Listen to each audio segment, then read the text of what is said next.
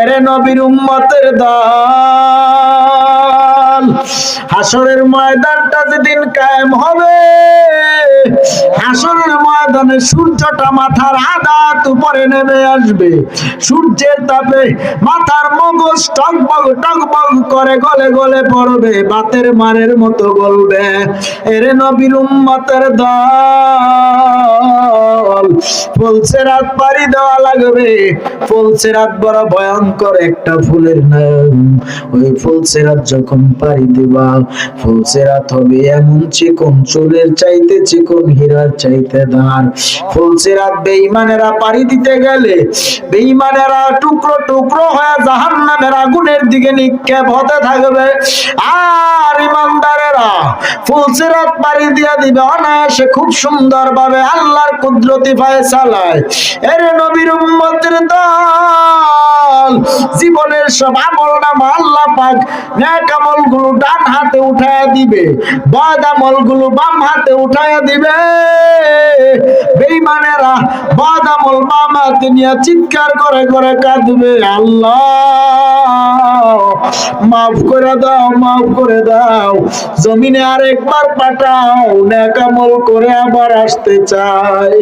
আল্লাহ বলবে আর সময় নাই, আর সময় নাই। সেদিন আমার আল্লাহ কহারিয়াতের ডাক দিবে, হুঙ্কার দিবে।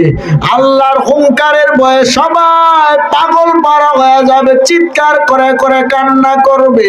সেদিন সব নবী পয়গম্বরেরাও যার যার চিন্তা ইয়া নাফসি ইয়া নাফসি বলে কাঁদবে।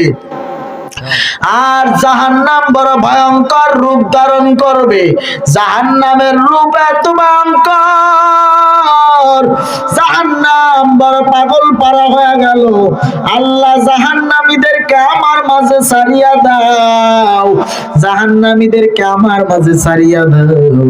আল্লাহ বলবে, রে জাহান্নাম পাগলামি করবি না, এরে জাহান্নাম পাগলামি করিস না। জাহান্নাম বলবে, আল্লাহ আমার বড় ক্ষুধা লেগেছে, গুনাহগারদেরকে আমার মাঝে তাড়াতাড়ি ঢুকায়া দাও। আল্লাহ বলবে, ও ফেরেশতার দল, ৭০,০০০ শিকল লাগায় জাহান্নামের বাঁধিয়া রাখ। আল্লাহু আকবার। ৭০,০০০ শিকল লাগায় জাহান্নামের বাঁধিয়া রাখ। ৭০,০০০ শিকল লাগায় জাহান্নামের বাঁধিয়া রাখা যায় না। আমার আল্লাহ বলে, ফেরেশতার দল যত জোরে পারো তাদেরকে টাইট করে ধরে বাঁধ দিয়া রাখ, যেন নড়াচড়া করতে না পারে। আল্লাহ ফেরেশতারা বলে, আল্লাহ ও আল্লাহ আর পারতেছি না, অন্য কোন ব্যবস্থা করেন। আমার আল্লাহ পাক রব্বুল আলামিন তখন একটু পানি নিয়া জাহান্নামের মুখের দিকে যখন ছিটাইয়া দিবে, ছিটাইয়া দেওয়া মাত্র জাহান্নাম ঠান্ডা হয়ে যাবে। জোরে জোরে বলেন সুবহানাল্লাহ। জাহান্নামের মুখে একটু পানি দেওয়া মাত্র জাহান্নাম ঠান্ডা হয়ে গেল। ফেরেশতারা বলে, আল্লাহ কি এমন কুদরতের পানি দিছেন? এটা কি আবে হায়াতের পানি নাকি জমজমের পানি নাকি হাউজে কাউসারের পানি? কি এমন পানি দিছেন যেই পানির বরকতে জাহান্নাম ঠান্ডা হয়ে গেল?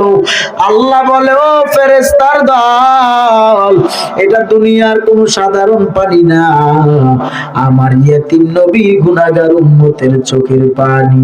জোরে জোরে কি সুবহানাল্লাহ বলবেন না? গুনাহগার উম্মতের চোখের পানির বরকতে আমার আল্লাহ পাকের জাহান্নামের আগুন বন্ধ হয়ে যাবে, জাহান্নাম ঠান্ডা হয়ে যাবে। এরে নবীর উম্মতের দল, এই জন্য বলি মাঝে মধ্যে রাত গভীরে উঠিয়া উঠিয়া পারলে তাহাজ্জুদ পড়িয়েন, তাহাজ্জুদের নামাজ পড়িয়া পড়িয়া পারলে সিজদায় চোখের পানি ছাড়িয়া দিয়েন। আল্লাহর দরবারে রাত গভীরে তাহাজ্জুদে চোখের পানি যদি ছাড়িয়া দিতে পারেন, আর দুআয়ে মুনাজাতে যদি খালিস নিয়তে, খাস নিয়তে আল্লাহর দরবারে যদি চাওয়ার মতো কিছু চাইতে পারেন, আমার আল্লাহ বান্দা বান্দিরে খালি ফিরাইয়া দিতে পারে না। এরে নবীর উম্মতের দল, এজন্য বলি বেশি বেশি করে তওবার ইস্তেগফারের আমল করেন, গুনাহ মাফের আমল করেন, তাহাজ্জুদের আমল করেন। তওবা করেন, আমার আল্লাহর দরবারে মাপ চান, আর বলেন রে আল্লাহ, জীবনে জানিয়া না জানিয়া ইচ্ছায় অনিচ্ছায় এত গুনাহ করেছি, এত অন্যায় অপরাধ করেছি, আমার গুনার খবর আমার মায় জানে না, আমার বাবায় জানে না, আমি এমনও গুনাহ করেছি আমার ভাইরা জানে না, আমার বন্ধু বান্ধবেরাও জানে না, আমার স্ত্রী জানে না, আমার সন্তানেরা জানে না, এমনও গুনাহ করেছি, গুনার খবর যদি আশপাশেরা জানতো এলাকায় জায়গা দিত না, মা বাবা যদি জানতো সন্তানকে সন্তান বলে পরিচয় দিতে লজ্জা পেত, এমনও গুনাহ সন্তান করেছে যে গুনার খবর স্ত্রী জানলে স্ত্রী স্বামী বলে পরিচয় দিত না। এরে নবীর উম্মতের দল, এসব গুনার খবর দুনিয়ার কেউ যদিও জানে না, আমার আল্লাহ তো জানার বাকি নাই। এরে নবীর উম্মতের দল, আমার আল্লাহর দরবারে খাঁটি দিলে বলো আল্লাহ, আর গুনাহ করব না, আর নামাজ ছাড়বো না, বেপরদায় চলবো না, হারাম খাবো না, সুদের খাতায় নাম লাগা জিন্দেগি না পাক বানাবো না। ও আল্লাহ, তওবা করেছি, তওবার নিয়ত যদি থাকে আল্লাহর দরবারে খাঁটি তওবার নিয়তে দুটো হাত আল্লাহকে দেখা দেন, তওবার নিয়তে আল্লাহকে দুটো হাত দেখা দেন। ও আল্লাহ, আমাদের গুনাহমুক্ত জিন্দেগি দান করে দেন, আল্লাহ আমাদের আমলওয়ালা জিন্দেগি দান করে দেন, মা বাবার খেদমত করার তৌফিক দান করে দেন, 5 ওয়াক্ত ফরজগার মুত্তাকি নামাজি বানা দেন। তওবা করতেছি, আর গুনাহ করব না। আস্তাগফিরুল্লাহ রাব্বি মিন কুল্লি যামবি ওয়া আতুবু ইলাইহি, লা হাওলা ওয়ালা কুওয়াতা ইল্লা বিল্লাহিল আলিয়্যিল আযীম। ও মুসলমানেরা, খাগাউড়ার যুবক ভাইরা, শুনিয়া যাও, আমার আল্লাহ পাক রব্বুল আলামিন তোমারে আমারে বড় সুন্দর করিয়া বানাইছে, বড় যত্ন করিয়া বানাইছে, বড় মায়া করিয়া বানাইছে। এত সুন্দর করিয়া আল্লাহ মানুষ বানাইছে, এত সুন্দর করিয়া বানাইছে, এর চাইতে সুন্দর দুনিয়ার আর কোন জীব হইতে পারে না। মানুষের চাইতে সুন্দর পৃথিবীর আর কিচ্ছু হইতে পারে না। আল্লাহ এই মানুষটারে বড় মর্যাদা সহকারে বানাইছে, বড় পাওয়ারফুল বানাইছে, আবার বড় নিশক্তি বানায় দিল। আল্লাহ বড় অচল বানায় দিল, একটা পিপিলিকার কাছে মানুষ বড় অচল। আবার আমার আল্লাহ মানুষের মধ্যে এমন গুণ দিয়া দিছে, এমন কুদরত দিয়া দিছে, এমন রহমত দিয়া দিছে। আল্লাহ বলেন, বান্দা বান্দি, আমি আল্লাহ তুই মানুষের যা দিছি দুনিয়ার আর কাউরে তা দেই নেই। সুবহানাল্লাহ। কেননা আমি আল্লাহ আসমান বানাইলাম, জমিন বানাইলাম, জান্নাত জাহান্নাম, আরশ কুরসি লৌহ কলম গাছপালা নদী নালা তরুলতা সব বানাইছি। কোনো কিছু আমি আল্লাহর প্রয়োজন নাই, সব বান্দা তোর প্রয়োজনে আমি আল্লাহ বানাইছি। আল্লাহ বলেন, ও বান্দা বান্দি, আমি আল্লাহ এই জাহান এই গোটা জগৎটারে বানাইছি 6 দিনে। কয় দিনে? 6 দিনে। কবর হাসরের আলোচনায় আসতেছি, একটু হাকিকতের আলোচনায় যাই। আল্লাহ 6 দিনে মানুষটারে বানাইছে কমপ্লিটলি। 6 দিনে আল্লাহ 6 দিনে গোটা জগৎটারে বানাইছে। আল্লাহ বলে, মানুষ তোরে 6 দিনে বানাই নেই, আমি আল্লাহ মানুষ তোরে বানাইছি 9 থেকে 10টা মাস সময় লাগায়া লাগায়া। সুবহানাল্লাহ। 10 মাস সময় লাগায়া। সুবহানাল্লাহ। কই 6 দিন আর কই 10 মাস? সুবহানাল্লাহ কোন না? সুবহানাল্লাহ। আল্লাহ বলেন, আমি আল্লাহ সব কিছু বানাইছি কুন ফায়াকুন বলি, আর তুই মানুষ বানাইছি আমি আল্লাহ। অল বডি আমি ফেরেশতার মাধ্যমে কমপ্লিট করে দিলাম, আর তোর চেহারা তোর সুরত আমি আল্লাহ, আমি আমার নিজ কুদরতি হাত দ্বারা বানাইছি। মানুষের সুরত এই চেহারা আল্লাহর নিজ হাতে বানাইছে। ও আল্লাহ,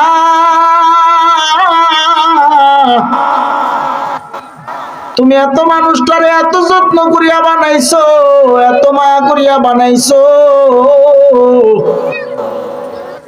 ও আল্লাহ, তুমি এত রহিম, এত রহমান, তুমি এত দয়া করছো এই বান্দা বান্দির উপরে, এত মায়া করিয়া বানাইছো। বিনিময়ে কি কারণ? আল্লাহ বলে, কারণ হিসাবে তোরে আমি আল্লাহ জানায় দিতেছি, তবে তুই দুনিয়ায় যে তোরে পাঠাইছি দুনিয়াটা হলো একটা পরীক্ষার হল, একটা আখিরাতের বাজার বাজার বাজার। আর দুনিয়া ও মাজরাতুল আখিরা, দুনিয়াটা হলো আখিরাতের একটা শস্য ক্ষেত বাজার। এই বাজারে আল্লাহ এই মানুষ বানায় পাঠাইছে পরীক্ষা নেওয়ার জন্য, পরীক্ষা নেওয়ার জন্য। আল্লাহ বলেন আমি আল্লাহ তোরে বানাইছি কেন জানোস? বিসমিল্লাহির রহমানির রহিম।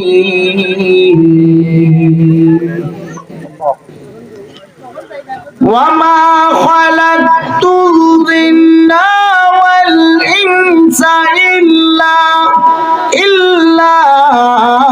লিয়াবুদুন।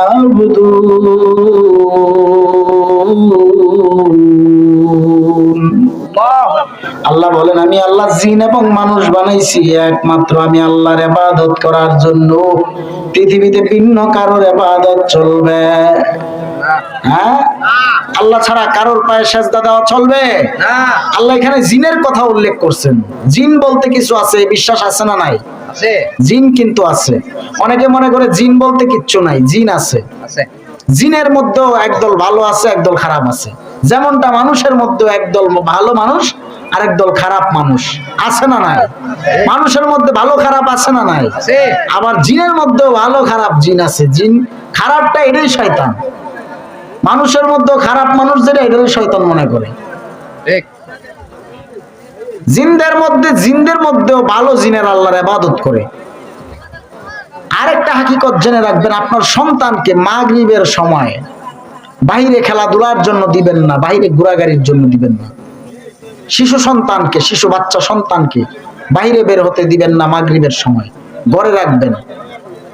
এ সময় জিন জাতিরা তারা চলাফেরা করে, তারা তাদের গন্তব্যে যায়। এজন্য বাচ্চাদেরকে বিশেষ করে সন্ধ্যার মাগরিবের সময় বাইরে চলতে দেওয়া যাবে না। খুব সেফটি। ভাইরা আমার, আল্লাহ পাক এই মানুষ বানাইছেন, জিন বানাইছেন, শুধু এই দুইটা জাতিরই আল্লাহ বানাইছেন শুধু তার ইবাদত করার জন্য। আর যা দেখেন গরু, ছাগল, হাঁস, বকরি, মুরগি, এগুলি আল্লাহর ইবাদত করবে না। এগুলি বানাইছে আল্লাহ এই মানুষের জন্য, আমাদের জন্য। সুবহানাল্লাহ। একটা মোরগের কাছ থেকে বাচ্চার কাছ থেকে মোরগটারে নিয়ে সিনাইয়া মা মোরগটারে নিয়ে রান্না করিয়া কাটিয়া রান্না করিয়া খায়া ফলাইলেন। বাচ্চা মোরগ গুলো চেও চেও চেও চেও করে কান্না করে, কিন্তু আমার আল্লাহ পাক রব্বুল আলামিনের কাছে এটা বড় ভালো লাগছে। কেন ভালো লাগছে? এই মোরগ আমার আল্লাহ বানাইছে, আমার বান্দা বান্দি বড় মায়া করে খাবে। আল্লাহর নিয়ামত খাইলা, দান খেতে একটা দানের চারা থেকে অসংখ্য দান তৈরি হলো। সেই দান তুমি ভাঙ্গায়া চাউল বানাইয়া ভাত রান্না করিয়া খাইলা। বলেন দেখি এই নিয়ামত কার? আল্লাহর নিয়ামত খাইলা, বক্ষণ করলা, বলো দেখি আল্লাহরে জিগাইলানি ও আল্লাহ একদিনও কি খাইছো নি? আল্লাহ কি ভাত খায়নি? এই চাউলের ভাত আল্লাহ একদিনও খাইছে? এই চাউলের ভাত আপনি আমি খাই, আল্লাহর নিয়ামতের সব ফলমূল ভক্ষণ করলাম, খাইয়া পড়িয়া আল্লাহর জমিনে থাকিয়া, তারপরেও নিয়ামতের শুকরিয়া আদায় করলাম না রে মুমিন। আল্লাহর দেওয়া নিয়ামত পাওয়ার পরে যদি কেউ শুকরিয়া আদায় করে নেয়, আমার আল্লাহ পাক রব্বুল আলামিন নিয়ামত আরো বাড়ায়া দেয়। সুবহানাল্লাহ। আর কেউ খাওয়ার পরে যদি নিয়ামতের শুকরিয়া আদায় করতে পারলো না, আল্লাহ বলেন তার নিয়ামত আমি আল্লাহ কমায়া দেই, কমায়া দেই। আল্লাহর নিয়ামতের বড় দাম, নিয়ামতের বড় দাম। নিয়ামত পাওয়ার পরেও যারা বুঝে না, শুকরিয়া আদায় করে না, সবর ধারণ করে না, তারা নিয়ামত থেকে বঞ্চিত হয়ে যাবে। যেমন করে পূর্বের বেঈমান কাফের মুশরিকেরা আল্লাহর নিয়ামত খাইয়া পাইয়া ভক্ষণ করিয়া আবার আল্লাহরে বলে নো খায়েঙ্গা। আল্লাহ বলে তোরে সাইজ করার জন্য আমার বিশাল কোনো বাহিনীর দরকার নেই। না দরকার আছে পুলিশ বাহিনী, র্যাব বাহিনী, সেনাবাহিনী, বিজিবি। আমি আল্লাহর এগুলোর কোনো প্রয়োজন নেই। আমি আল্লাহ তোর মতো নমরুদের সাইজ করার জন্য একটা ল্যাংড়া মশাই যথেষ্ট। ঠিক কিনা বলেন? বড় বড় বেঈমান গুলিরে সাইজ করার জন্য আমার আল্লাহর কাছে বিশাল কোনো বাহিনীর দরকার আছে নাকি? বিশাল কোনো টহল বাহিনীর দরকার আছে? শেখ হাসিনারে তো এভাবে খেদানোর ক্ষেত্রে ছাত্রদের পাশাপাশি সেনাবাহিনীর প্রয়োজন পড়ছিল, ঠিক নেই? শেখ হাসিনারে সাইজ করার জন্য সেনাবাহিনী মাঠে নামছে না? কিন্তু আল্লাহর গজব যদি শুরু হয়ে যায়, সেনাবাহিনী আর এই কিছু এত কিছু দরকার লাগে না। আল্লাহর গজব যদি শুরু হয়ে যায়, এমনি দেখবেন সব ফালায়া চলবে, দৌড়াবে, আর কুল পাবে না।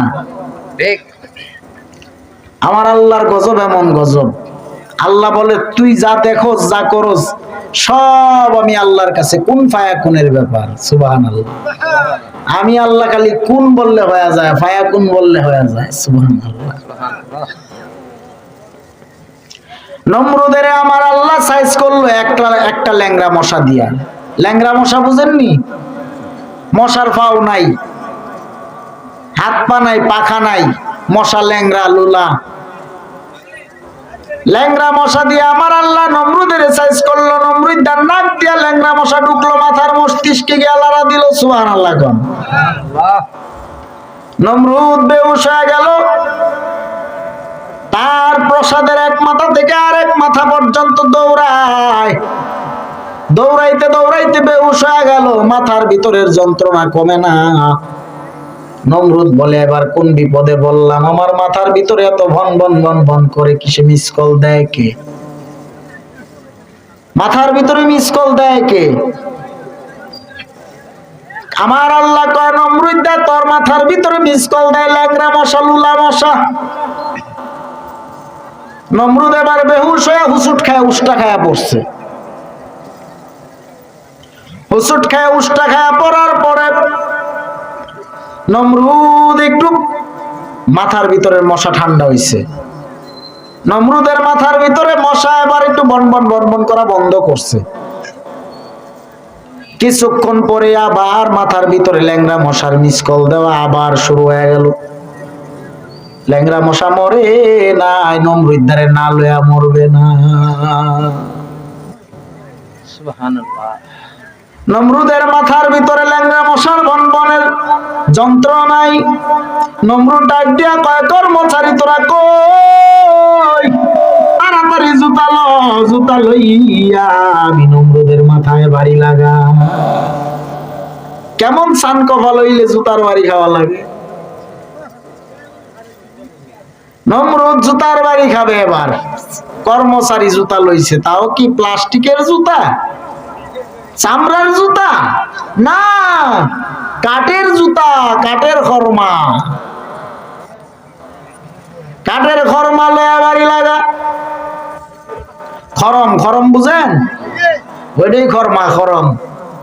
কাঠের খরম লয়া বাড়ি লাগা। এবার নমরুদের মাথায় বাড়ি দেওয়া শুরু। কর্মচারী মারতে মারতে মারতে মারতে ক্লান্ত হয়ে গেল। কর্মচারী ডাক দিয়া কয় নমরুদ তোমারে জুতা দিয়া বাইরাইতে বাইরাইতে আমি ক্লান্ত হয়ে গেলাম, আর পারবো না, কর্মচারী আরেকজন নিয়োগ দাও। নমরুদ এবার কর্মচারী আরেকজন নিয়োগ দিল। একজন দিনে 12 ঘন্টা ডিউটি করবে জুতার বাড়ি, আর একজন রাতের 12 ঘন্টা ডিউটি করবে খালি জুতা দিয়া বাড়ি দিবে। ডিউটি খালি কর্মচারীর জুতার বাড়ি। কারে বাইরাবে? নমরুদ রে। কারে? নমরুদের। জুতা দিয়া বাইরাইতে বাইরাইতে নমরুদের এমন মার মারলো, জুতার বাড়ি দিতে দিতে দিতে দিতে নমরুদও নাই, নমরুদের মাথার ভিতরের ল্যাংড়া মশাও নাই। আল্লাহর কি খেলা! কোন ফায়াকুন, কোন ফায়াকুন খবর করে ছাইড়া দিছে। কেননা আল্লাহর নিয়ামত পাইয়া খাইয়া বক্ষণ করার পরেও যারা আল্লাহকে মানে না, আল্লাহকে বুঝে না, আল্লাহর ইবাদত করে না, নামাজ পড়ে না, রোজা রাখে না, টাকা থাকা সত্ত্বেও বাইতুল্লাহ হজ করতে যায় না, বিভিন্ন রাষ্ট্র ঘুরে বেড়ায়, ভ্রমণের নামে, ট্যুরের নামে ঘুরে বেড়ায়, কিন্তু আল্লাহর ঘর বাইতুল্লাহ, নবীর রওজা মদিনা জিয়ারতে যাইতে পারে না। কত বড় কপাল পুরা! এদেরকে সাইজ করার জন্য আল্লাহর বড় কোনো বাহিনীর দরকার নেই। আল্লাহ বলেন, আমি আল্লাহ তোরে যেমনে সম্মান দিছি আবার তেমনি তোরে জিল্লত দিয়া দেব। যেমনি ইজ্জত দিছি এমনি জিল্লত দেব। আতুইজ্জু মান তাশা ওয়া তুযিল্লু মান তাশা বিয়াদিকাল খায়র ইন্নাকা আলা কুল্লি শাইইন কাদির।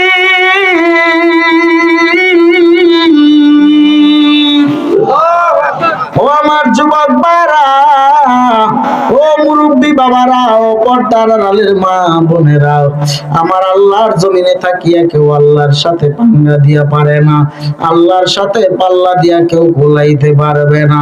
কারণ আমার আল্লাহর সাথে সাদ্দাত নামের পাপিষ্ঠ বেঈমানটা পাল্লা দিয়া জান্নাত বানাইছে। আল্লাহর জান্নাতে যাবে না, নিজেই জান্নাত বানাইলো, নিজের বানানো জান্নাতে যাবে।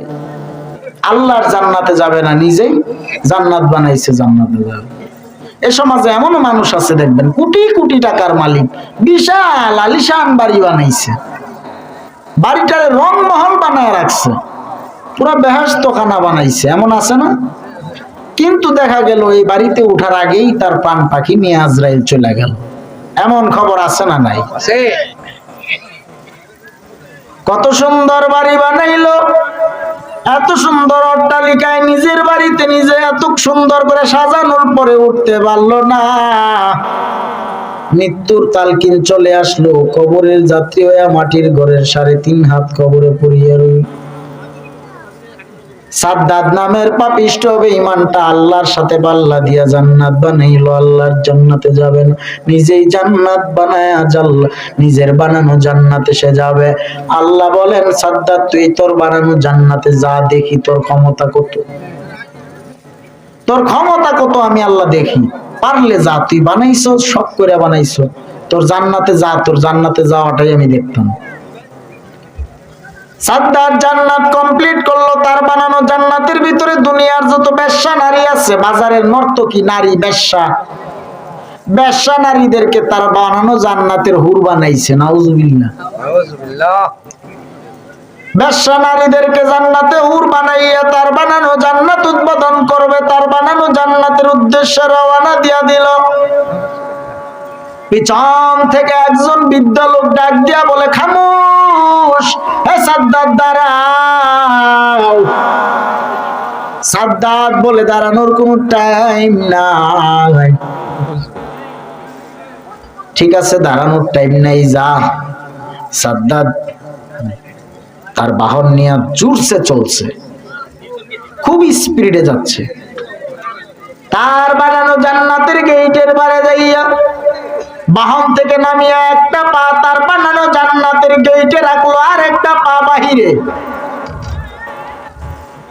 একটা পা জান্নাতের গেটের মধ্যে রাখা মাত্র পিছন থেকে আবার বৃদ্ধ বুড়া লোকটা ডাক দিয়া বলে, সাদ্দাত দাঁড়াও, একটা পা তোর বানানো জান্নাতের গেটের পারে রাখছো, আর একটা পা যদি এটার ভিতরে দেস, তোর ভিতরের প্রাণ পাখি লয়ে আমি আজকে উড়াল দিব। আল্লাহর খেলা। সাদ্দাত ডাক দিয়া বলে, তুমি কে? বুড়া লোক ডাক দিয়া বলে, আমি কে জানো? আমি হইলাম আল্লাহর পাঠানো মালাকুল মাউত আজরাইল আলাইহিস সালাতু ওয়াস সালাম। সুবহানাল্লাহ বলেন না। সাদ্দাত চমকে গেল, ব্যাপার কি? আজরাইল ডাক দিয়া কয়, আল্লাহ বাড়াইছে তোর ভিতরের প্রাণ পাখিলে, এখন আল্লাহর কাছে যাবো, জান্নাতে ঢুকবা, আজকে ঢুকামু। সাদ্দাত ডাক দিয়া বলে, আজরাইল একটু সময় দাও, জান্নাতের ভিতরে যাব না, শুধু মাথাটা ঢুকা জান্নাতের ডানে বামে সামনে একটু আমি দেখবো আমার বানানো জান্নাতটা কেমন হয়েছে। আচ্ছা, আজরাইল ডাক দিয়া বলে, সাদ্দাত তুমি তোর বানানো জান্নাত দেখবা, কোনো সমস্যা নাই, কিন্তু আমি তোমার এই সুযোগ দিতে পারবো না, সুযোগ দিবে আল্লাহ, কারণ এই দায়িত্ব আমার কাছে নাই। আল্লাহ যদি তোমার সুযোগ দেয়, আমার তো কিছু বলার নাই।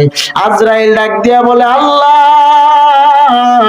ও আল্লাহ, তোমার বান্দা সাদ্দাত চায় তার বানানো জান্নাতের ভিতরে ডানে বামে সামনে একটু মাথাটা ঢুকায় দেখবে তার বানানো জান্নাতটা কেমন হইছে। আল্লাহ বলে, ও আজরাইল, তুই রহমান না, রহমান হলাম আমি আল্লাহ। সুবহানাল্লাহ। রহমান কে? আল্লাহ। জোরে বলেন, রহমান কে? আল্লাহ। আল্লাহ বলে, আজরাইল, তুই রহমান না, রহমান হলাম আমি আল্লাহ।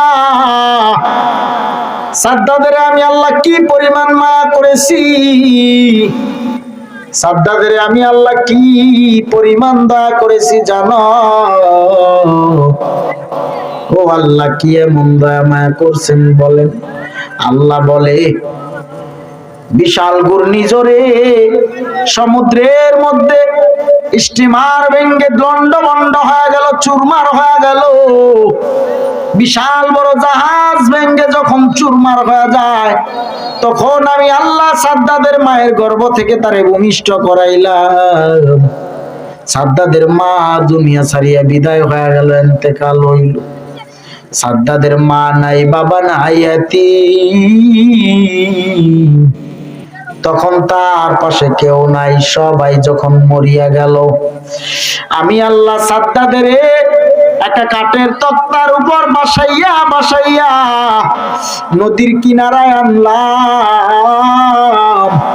নদীর কিনারায় আনার পর আমি আল্লাহ সাদ্দাদের বাঘের দুধ খাওয়াইয়া, একটা হিংস্র জানোয়ার বাঘের দুধ পান করায় আমি আল্লাহ সাদ্দাদের বড় বানাইলাম। আমি আল্লাহ সাদ্দাদের জিরো থেকে হিরো বানানোর পর আজকে সাদ্দাত বলে আমি আল্লাহকে চিনে না, নো খায়েঙ্গা। আজকে আমি আল্লাহ সাদ্দাদের আর সময় দিতে পারি না। নদীরে পার ভাঙে ও পার গড়ে, এই তো নদীর খেলা। সকাল বেলা ধনীরে তুই ফকির, সন্ধ্যাবেলা নদী পথে নৌকা চালাও ও মাঝি ভাই। বেলা ডুবার আগে আমি ও পার যেতে চাই। ডুবে গেলে বেলা রে আর উঠে না, ভেঙে গেলে মেলা রে আর জমে না। নদী পথে নৌকা চালাও ও মাঝি ভাই, বেলা ডুবার আগে আমি ওপার যেতে চাই। হায় রে হায়, বেলা ডুবার আগে যাওয়া লাগবে। সাদ্দাত সমপলক তোমায় নাই গেলিতে দিবে, ওঙ্কারে মালাকুল মউত তোমায় নিয়ে যাবে। ঠিক এমনি করে সঙ্গ হবে ভবের মেলা পরে রবে। কোথায় কে যাবি বাইরে, খোঁজ খবর কি থাকিবে ববে। সাদ্দাদের প্রাণ পাখিটা নিয়ে গেল। এত সুন্দর জান্নাত বানানোর পরেও নিজের বানানো জান্নাতে যাইতে পারল না। আল্লাহর গজব শুরু হয়ে গেল। দুনিয়ায় যারা আল্লাহর সাথে নাফরমানি করবে, আল্লাহর সাথে গাদ্দারি করবে, আল্লাহর সাথে বেঈমানি করবে, আল্লাহর সাথে নাফরমানি করবে, আল্লাহর সাথে কাউরে শরীক করবি, আমার আল্লাহর গজব দুনিয়াতেই শুরু হয়ে যাবে। আর আমার আল্লাহর সাথে মহাব্বতের মালা গলায় লাগাও রে মুমিন। আল্লাহর তাকওয়া অন্তরে নিয়ে জীবন যাপন চালাও। নবীজির ইত্তেবা অনুসরণ অনুকরণের মাধ্যমে আমার আল্লাহ প্রদত্ত নূর হইয়া জমিন থেকে বিদায় হইও। ভাইরা আমার, যারা আমার নবীর পাগল পারা হয়ে যাবে রে, নবীর আদর্শের মালা গলায় লাগাবে হাসরের দিন, এই চেহারা থেকে নূর চমকাবে, নূর চমকাবে। যার দাড়িটা লম্বা থাকবে, এই দাড়ির বরকতে, এই দাড়ি থেকে আমার আল্লাহ হাসরের দিন নূর চমকায়া দিবে। এরে আমার ভাইরা, ও নবীর আশিকারা, এজন্য বলা যায় এমন একজন নবী পাইছো, ওই নবীর আশিক হয়ে জিন্দেগি চালাও, ওই নবীর আশিক হয়ে জিন্দেগি চালাও। এজন্য আল্লাহ কোরআনে জানায় দেয়, কুলিন কুনতুম তুহিব্বুনাল্লাহ ফাত্তাবিউনি ইউহিব্বুকুমুল্লাহ ওয়া ইয়াগফির লাকুম যুনুবাকুম ওয়াল্লাহু গফুরুর রহিম।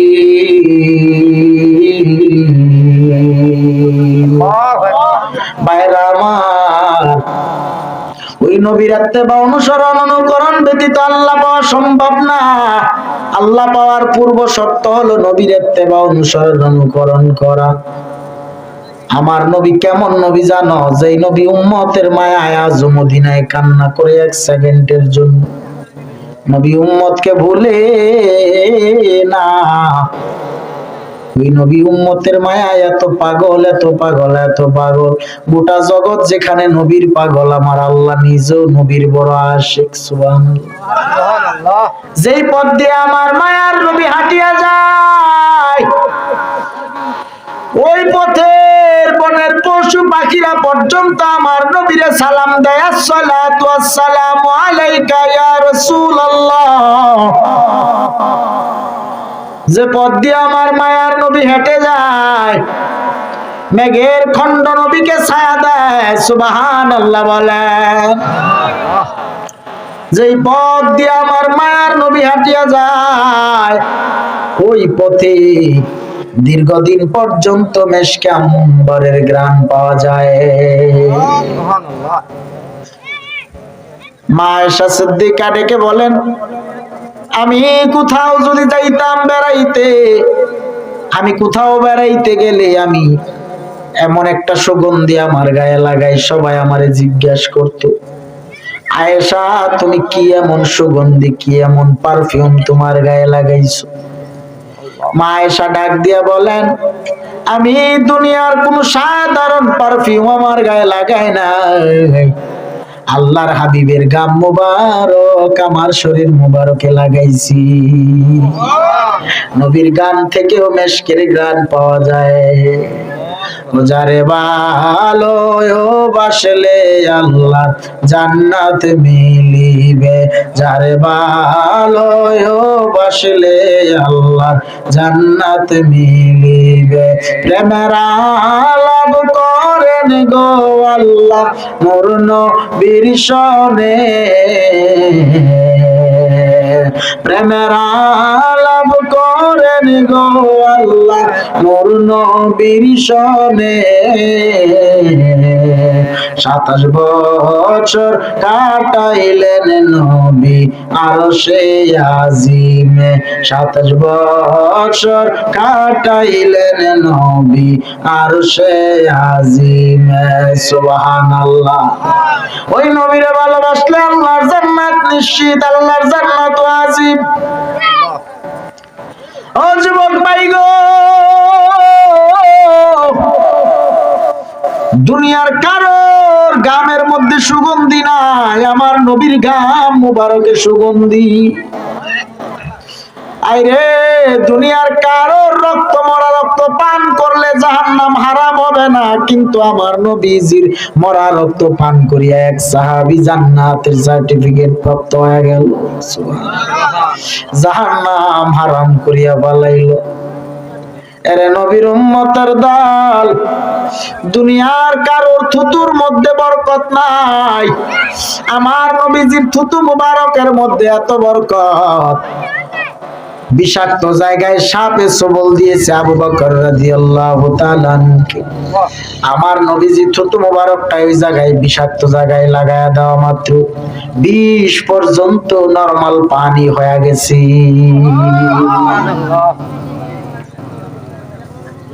ভাইরা আমার, কেমন নবী পেয়েছি? ওই নবীজির প্রস্রাব পায়খানা পর্যন্ত পুত পবিত্র। সুবহানাল্লাহ বলেন। নবীর প্রস্রাব পায়খানা পবিত্র। নবীজি যেখানে প্রস্রাব পায়খানা ইস্তেঞ্জা করতেন, ওই জায়গার মাটি ফাটিয়া নবীজির প্রস্রাব পায়খানা মাটি খায়া ফেলাইতো। সুবহানাল্লাহ। মা আয়েশা সিদ্দিকা নবীজি বাথরুমে গেলেন, বের হলেন, আয়েশা সিদ্দিকা গেলেন, নবীজির বিবি আম্মা জান আয়েশা সিদ্দিকা রাদিয়াল্লাহু তাআলা আনহা গেলেন দেখার জন্য, গিয়ে দেখেন কিচ্ছু নাই, কোনো চিহ্ন নাই নবীজি প্রস্রাব পায়খানা করছে। সুবহানাল্লাহ। তাহলে কত কত পবিত্র ভাইরা আমার, কেমন নবী পেয়েছি? ওই নবী কাফের বেদিন বেঈমান মুশরিকদের যন্ত্রণায় মক্কা ছাড়িয়া মদিনায় হিজরত করলেন। মক্কা ছেড়ে নবী মদিনায় আসলেন। হঠাৎ করে 3 দিন হয়ে গেল, 3 দিন হয়ে গেল নবী মদিনায় নাই। নবী মদিনায় নাই, 3 দিন হয়ে গেল নবী মদিনা থেকে কোথায় যেন চলে গেছে। এই প্যান্ডেলের পাশে কথা বলে কে? এই ছেলেরা, এই এখানে কথা বলে কে? দেখো তো, ধরে নিয়ে আসো, ওয়াজ করা ময়রে দিয়া। কোনটা কথা কয় ধরে নিয়ে আসো, ওয়াজ করাই। রাগ করতেছেন? আল্লাহ প্রত্যেকের সহি সমাজ দান করুন, আমিন। সঠিক বুঝ দান করুন, আমিন। আল্লাহ জান্নাতে নবীজির সাথে আমাদেরকে হাসর নাসর করায় দিয়েন, আমিন। ভাইরা আমার, শারীরিক ভাবে অসুস্থ, ওষুধ খাইতে হয়। ডাক্তার নিষেধ দিছে, মাহফিল করা যাবে না। আজকে 6 মাস যাবত, শীতের মৌসুম তো প্রচুর প্রোগ্রামের চাপ। ডাক্তারের নিষেধ, ওষুধ খায়া যান, মাহফিল বন্ধ রাখেন, গলার উপর প্রেসার দিয়েন না, অঘুমে থাকিয়েন না। স্ট্রোক করেছিলাম, অঘুমে থাকিয়ে আর এই যে মাইকে কথা বলিয়ে শ্বাসকষ্ট হয়ে গেছে, এখন আর পারি না। আপনাদের দেখলে মাঝে মধ্যে ওই যে চেষ্টা করে যাই, কি করবো, ডাক্তারের নিষেধ, তারপরে মাহফিলগুলি চালায় যাইতেছি। যে দাওয়াতগুলি আগে রেখে দিয়েছি ওগুলি করতেছি। আপনাদের মাঝে আর অল্প কিছুক্ষণ সময় বয়ান হবে, এরপরে মিলাদ কিয়াম দোয়া হবে। আখির মোনাজাত করে গুনাহ মাফ করাই আমরা ঘরে যাইতে চাই কি চাই না? এবং যারা অসুস্থ রোগী বিমারি তাদের জন্য দোয়া হবে। আমার জন্য আপনারা দোয়া করবেন তো ইনশাআল্লাহ? আল্লাহ কবুল করুন, আমিন। ভাইরা আমার, এই জন্য আসুন, 3 দিন হয়ে গেল নবী মদিনায় নাই। কয়দিন? 3 দিন হয়ে গেল নবী মদিনা থেকে কোথায় জানি চলিয়া গেছেন। আবু বকর, ওমর, উসমান, আলীরা সব সাহাবায়ে কেরামরা পাগল পারা হয়ে গেল, নবী কই, নবী কই, নবী কই। মদিনার নবী মদিনা ছাড়িয়া কোথায় চলিয়া গেল কেউ জানে না। উমর ছিলেন পালোয়ান সাহাবী, উমর ছিলেন একটু তেজি সাহাবী, খুব রাগী সাহাবী।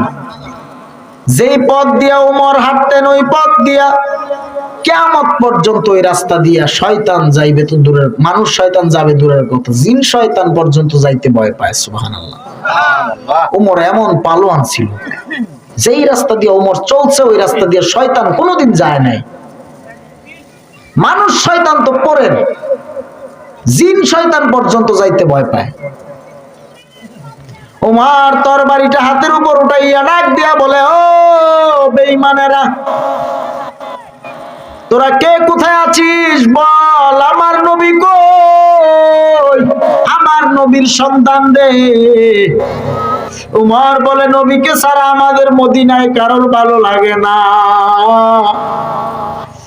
মসজিদে নববীতে নামাজ আদায় করি কিন্তু নবী নাই। বল আমার নবী কোথায় গেছে?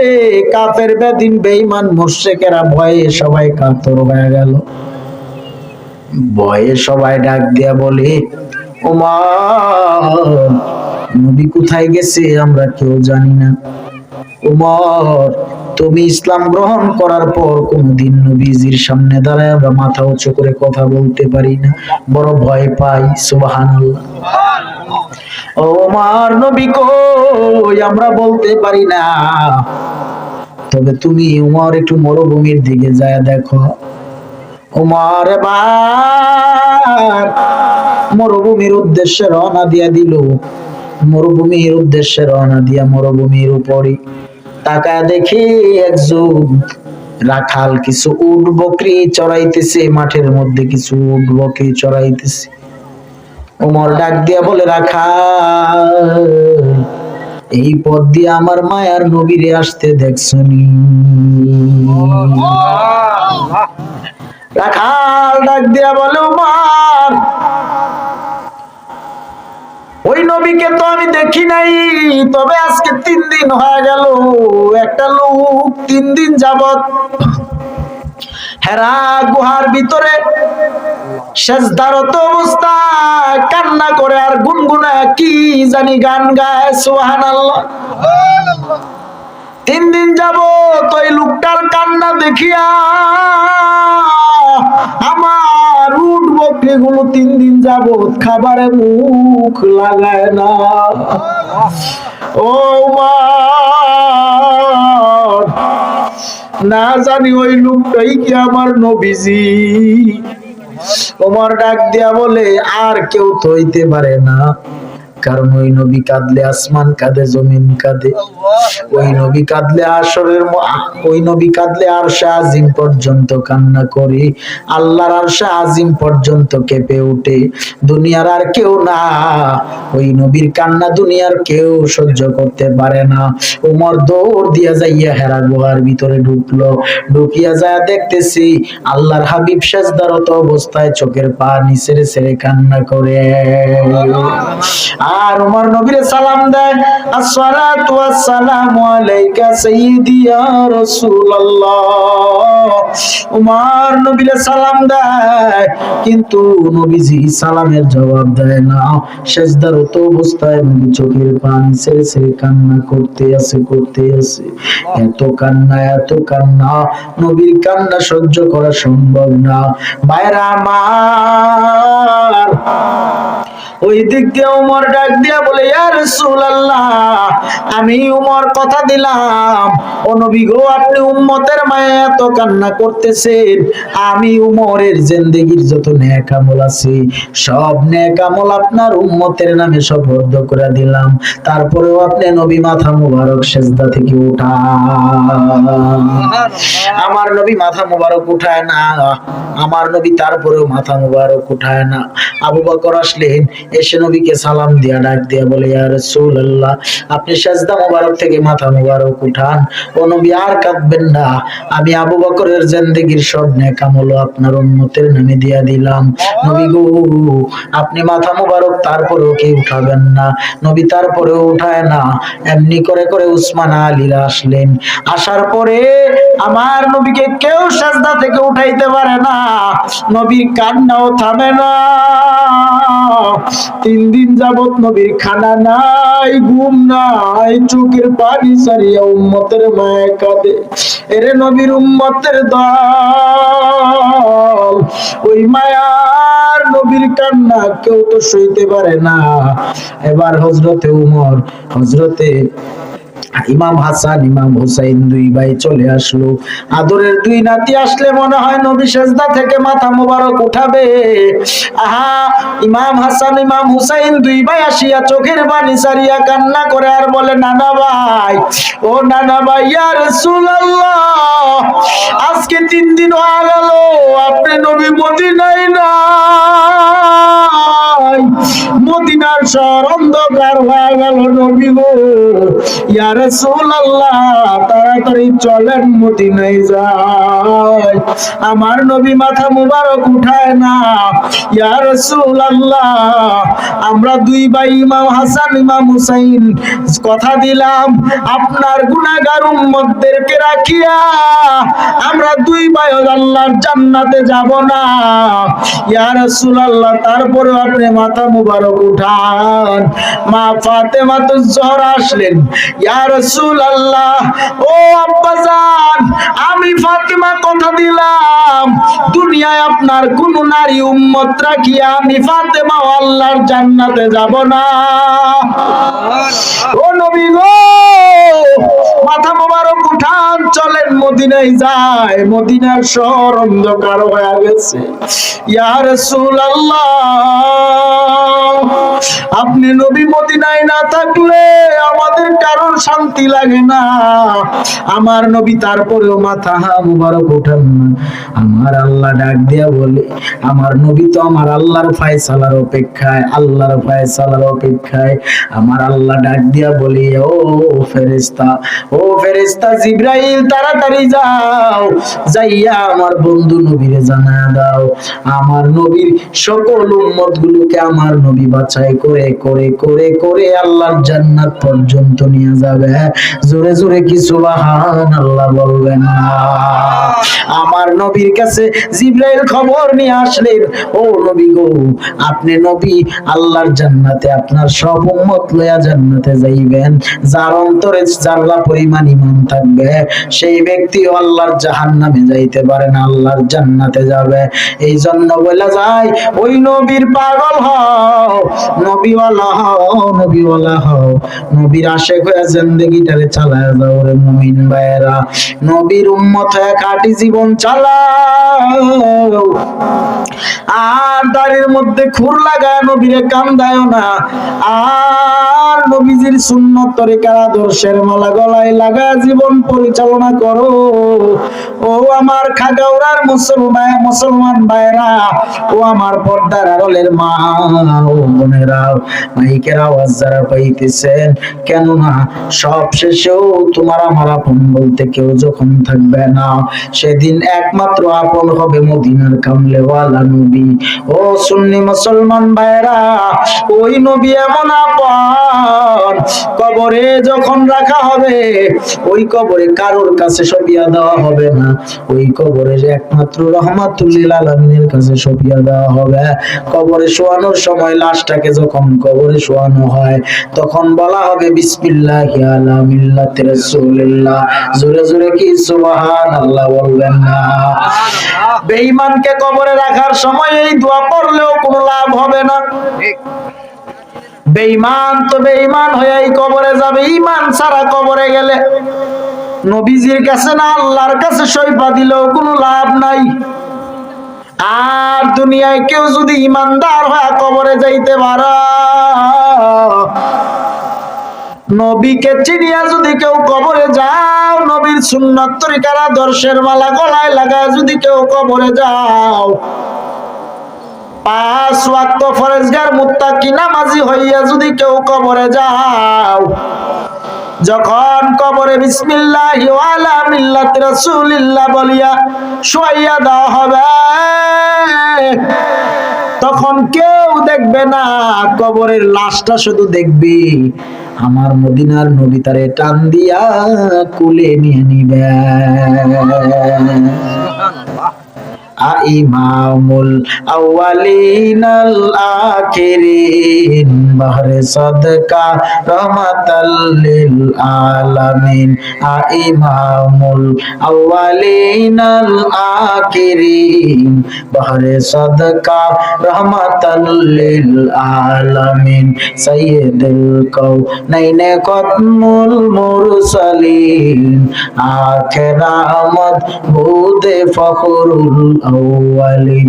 শুধু জুদাস রহমাতাল লিল আলামিন, মসজিদে ও শুধু হাওয়ারু এ জমিন।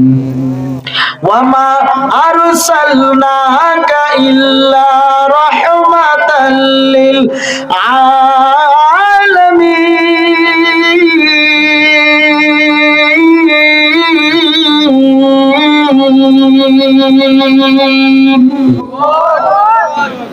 হে আমার ভাইরা, কেমন রহমতের নবী পাইছি গো, এমন রহমাতুল লিল আলামিন নবী আমার, যেই নবী কবর হাসর মিজান ফুলসিরাতে আপনার আমার কান্ডারি হয়ে থাকবে। হাসরের ময়দান যেদিন কায়েম হবে, যেদিন সবাই যার যার চিন্তায় ইয়া নাফসি বলে কাঁদবে, সেদিন নবী উম্মতের মায়ায় চোখের পানি মুবারক ছেড়ে ছেড়ে কাঁদবে। আর গুনাহগার হয়ে কবরে গেলে কবরে কি জবাব দিবারে মুমিন? দিলের কান দিয়ে শুনেন, 10টা মিনিট শেষ করে দেব রে মুসলমান। আমার নবীর মোহাব্বতের মালা গলায় নিয়ে জীবন চালান। গুনাহগারের কবরটা হবে বড় ভয়ঙ্কর জাহান্নামের ঘর। আজকে যারা এই ময়দান থেকে চোখের পানিটা ছাড়িয়ে দিতে পারবা, আমার মন সাক্ষী দেয় আল্লাহর জীবনের গুনাহ মাফ করায় আল্লাহর জান্নাতের টিকিট নিয়ে বাড়ি যাইতে পারবা। কারণ এই ময়দান গুনাহ মাফের ময়দান, গুনাহ মাফের ময়দান, গুনাহ মাফের ময়দান। এটা দুনিয়ার একটা জান্নাতি প্যান্ডেল, জান্নাতি মজলিস। দুনিয়ার জান্নাতে যারা কবুল হয়ে গেছে, আল্লাহর জান্নাতেও তারা কবুল হয়ে যাবে। কবর বড় কঠিন জায়গা রে মুসলমান। এই যে ঠান্ডার রাত চলে যায়, শীতের রাত চলে যায়, গত জীবনে তোমার মাকে তোমার বাবাকে কবরে শুয়া দিয়ে আসছো, সেই যে কবরে শুয়া দিয়ে আসলা, একদিনও কি টেলিফোন করিয়া খবর নিতে পারছো নি? ও মা, ও বাবা, কবরে তোমাদের কি অবস্থা, খবর কি নিতে পারছো নি? খবর নেওয়ার কোনো সুযোগ নাই। ও মুসলমানেরা, মা বাবারে কবরে শুয়া দিয়ে আসলা, ঠান্ডার রাত চলিয়া যায়, ঠান্ডার রাতে একটা ল্যাপ তোষক কম্বল দেওয়ারও কোন সুযোগ নেই রে বাবা। ওই মা বাবা কবরে একা একা পড়িয়া রইল। একদিন তুমি আমিও কবরের যাত্রী হয়ে যাব। ওই কবরের যাত্রী যেদিন হব, ওই কবরে একটা ল্যাপ তোষক কম্বল কেউ দিয়া সাহায্য করবে না। একটা রাত কেউ তোমার আমার সাথে থাকবে না। তোমার আমার ভাই বলো, বন্ধু বলো, বংশের আউলিয়া আওলাদ কেউ একটা সেকেন্ডের জন্য কবরে আপন হবে না। ওই কবর হবে ভয়ঙ্কর ঘর। ওই কবরে একটা নয়, দুইটা নয়, 70 থেকে 99টা সাপ, ভয়ঙ্কর সাপের ছোবলে দেহটা চূর্ণ বিচূর্ণ হয়ে যাবে, বিষাক্ত হয়ে যাবে। গুনাহগারের কবরে 3টা প্রশ্ন হবে, মান রাব্বুকা ওয়া মা দীনুকা ওয়া মান হাযার রাসূল। 3টা প্রশ্ন হবে। বেঈমানেরা প্রশ্নের জবাব দিতে পারবে না, বলবে লাদ্রি লাদ্রি, আমি কিছুই জানি না, আমি কিছুই জানি না। আর ইমানদারদের কবরে প্রশ্ন হবে, রবের পরিচয় দাও, ধর্মের পরিচয় দাও, নবীর পরিচয় দাও। ইমানদাররা জবাব দিয়া দিবে অটোমেটিক্যালি, আমার রব আল্লাহ, আমার ধর্ম ইসলাম, আমার নবী হলো, আমার নবী হযরত মুহাম্মদুর রাসূলুল্লাহ সাল্লাল্লাহু আলাইহি ওয়াসাল্লাম। ইমানদাররা জবাব দিয়া দিবে অটোমেটিক্যালি, এরে নবীর উম্মতের দল। এই জন্য বইলা যায়, ইমানদারদের জন্য জবাব হবে সহজ, প্রশ্ন হবে সহজ। বেঈমানের জন্য প্রশ্ন হয়ে যাবে কঠিন, উত্তর হয়ে যাবে কঠিন। বেঈমানেরা জবাব দিতে পারবে না, লা আদ্রি বলে চিৎকার করতে থাকবে, চিৎকার করতে থাকবে। আল্লাহ বলবে, ফেরেশতার দল, দুপাশের মাটি এমন জোরে চাপ দি, দুপাশের মাটির চাপে পাঁজরের হাড় গুলো ঠাস ঠাস করে ফেটে যাবে। আরে নবীর উম্মতের দল, ওই কবরে পাঁজরের হাড় গুলো ঠাস ঠাস করে ফেটে যাওয়ার পর ওইটারে আমার আল্লাহ আবার জোড়া লাগায় দিবে, আবার আমার আল্লাহ শাস্তি দেওয়া শুরু করবে। হাতের আঙ্গুলগুলো কাটিয়া কলম বানায়া জিন্দেগীর সব আমলনামা লেখানো হবে। সেদিন আমার আল্লাহ হাসরের ময়দানে তোমার আমার আমলনামা প্রকাশ করে দিবে, লজ্জা দিবে সব মানুষের সামনে। সবাই তাকায় তাকায় দেখবে তোমার আমার গুনার খবর।